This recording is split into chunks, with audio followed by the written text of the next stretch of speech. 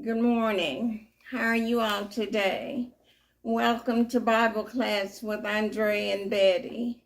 And thank you all for your support and encouragement. We're continuing our studies today from the book of 2 Kings, and we're in chapter 8, looking at an act of treason. In this study of chapter 8, other things will occur, but we'll see an act of treason in this chapter. And so we begin in 2 Kings chapter 8.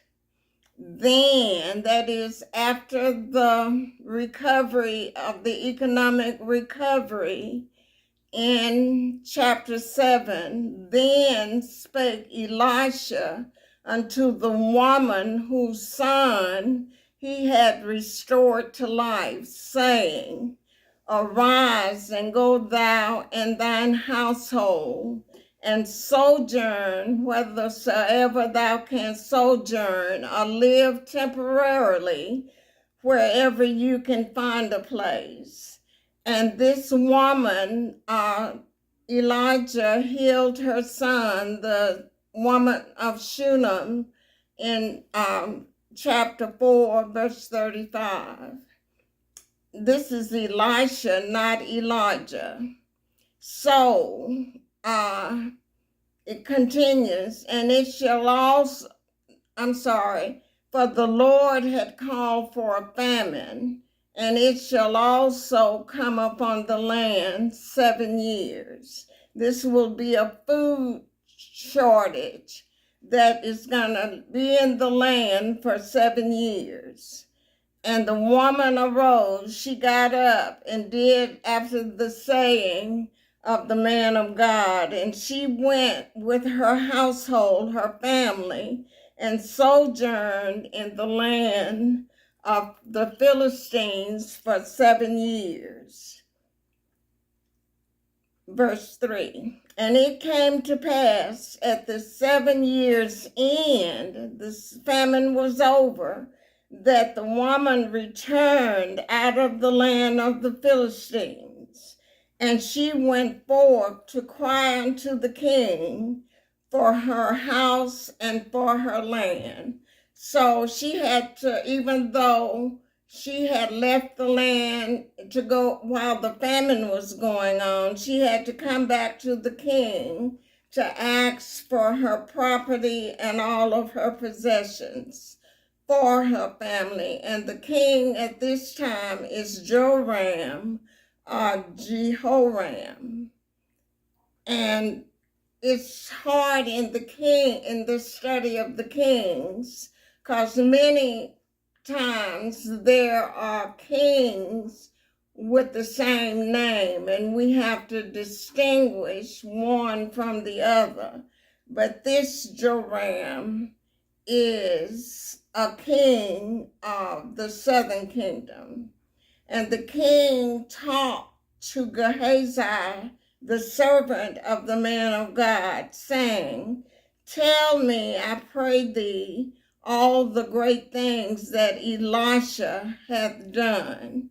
And this is recorded, the leprosy was put upon Gehazi in chapter 5, verse 27, but he can continue to serve because the leprosy is all over him, and with that he is considered clean, and he can continue to serve. And you can find that in Leviticus chapters 13 and 14, verse 5.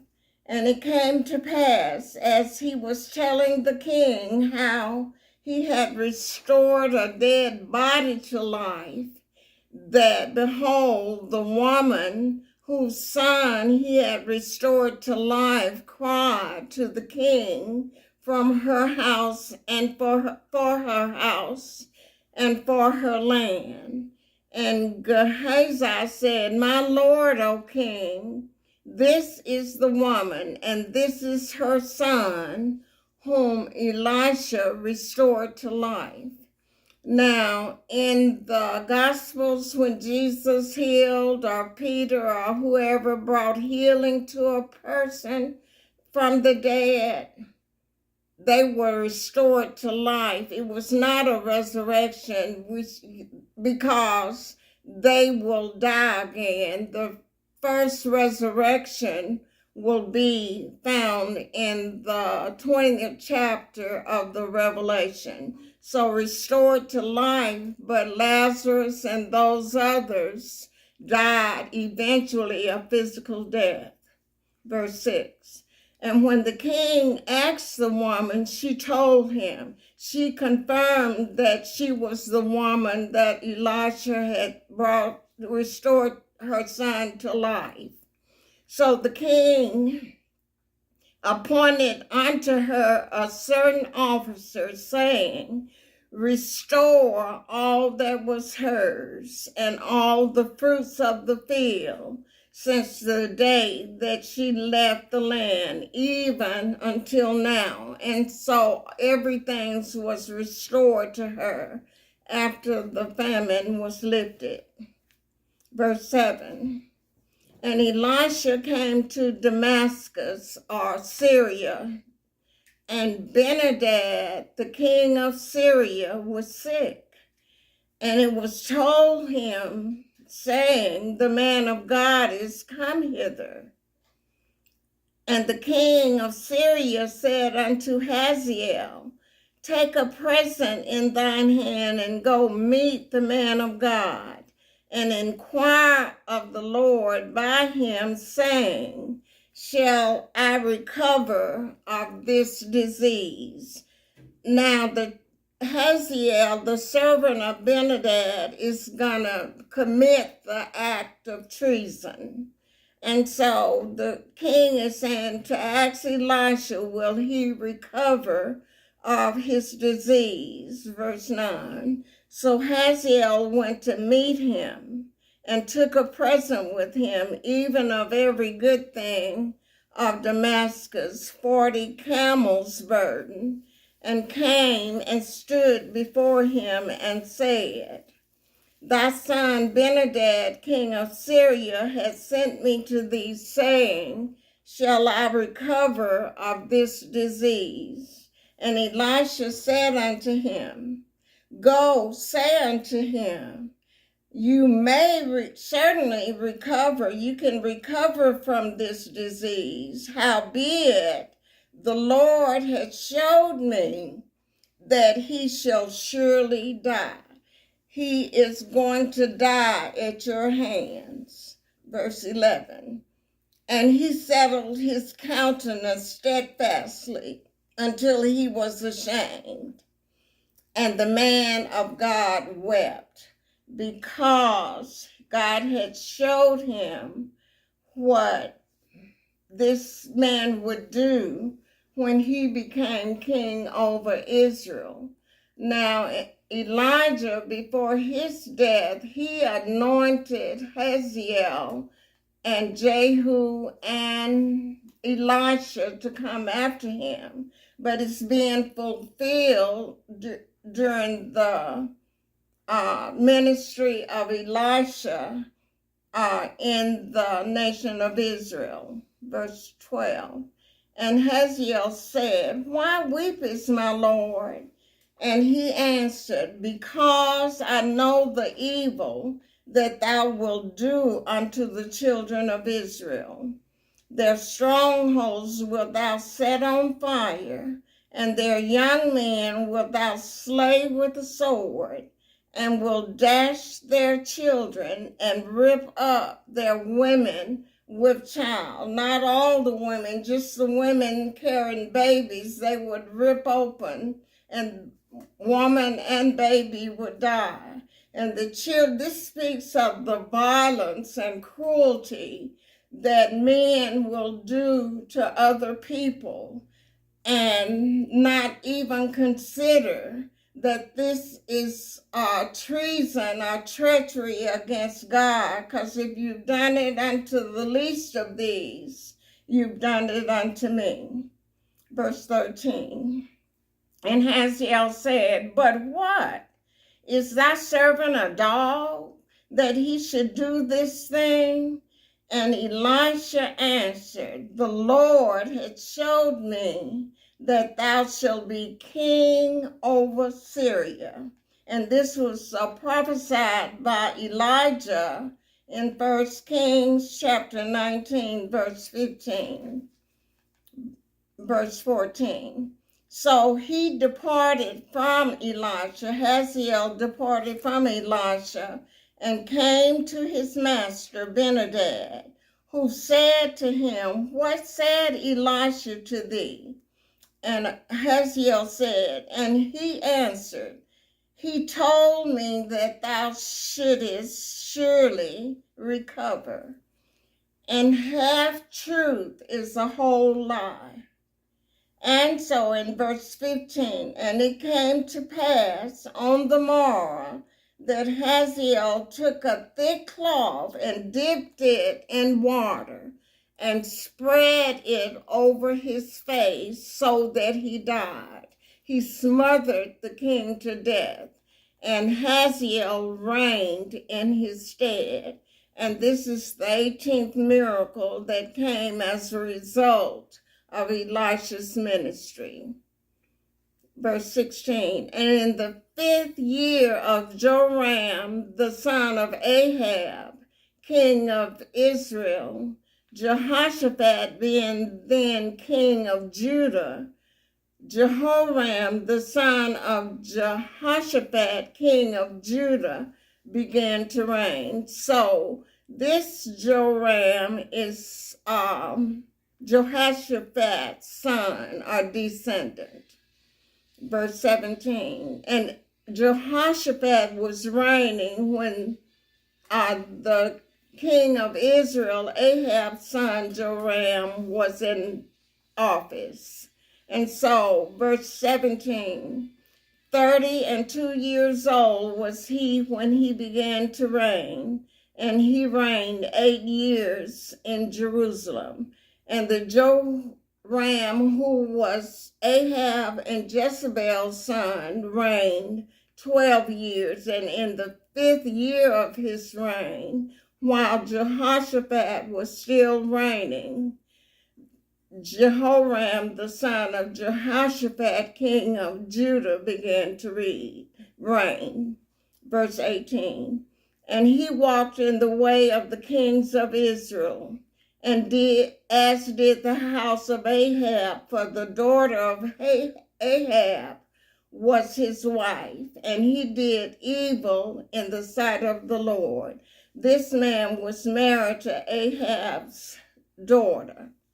Yet the Lord would not destroy Judah for David his servant's sake, that is, that Joram of Jehoshaphat, as he promised him to give him always a light, and to his children. God had promised David that he would always have a descendant, all the way to Jesus, who is the son of David, the son of Abraham, in the genealogy given in Matthew chapter 1.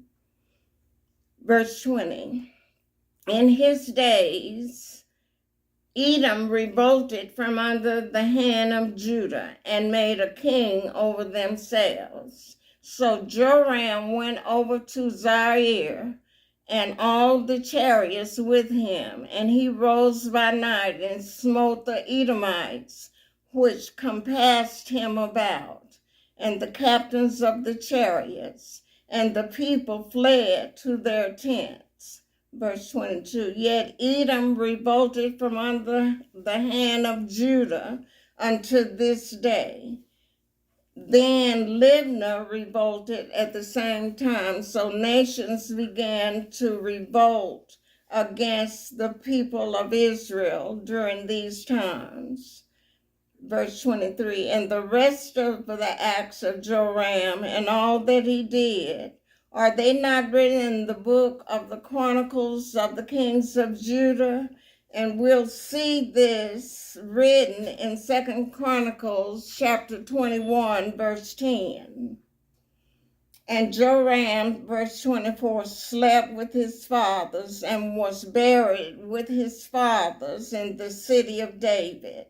And Ahaziah, his son, reigned in his stead. So we see the descendants down from David all the way to the last king before Israel go into captivity, and the descendants pointing forward to the genealogy of Jesus given in Matthew 1st chapter and the genealogy in Luke the 3rd chapter. So verse 25. And in the 12th year of Joram, the son of Ahab, this is not the Joram that we were just talking about. This is the king of Israel, the northern kingdom. So in the 12th year of Joram, the son of Ahab, king of Israel, did Ahaziah, the son of Jehoram, king of Judah, began to reign. So this is Joram, Jehoshaphat's son. Verse 26. 22 years old was Ahaziah when he began to reign, and he reigned 1 year in Jerusalem.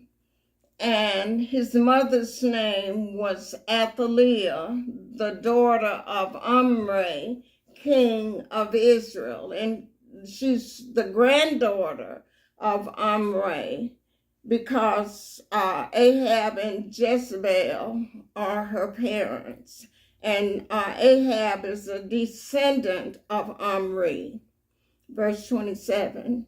And he walked in the way of the house of Ahab, and did evil in the sight of the Lord, as did the house of Ahab, for he was son-in-law to the house of Ahab. Verse 28.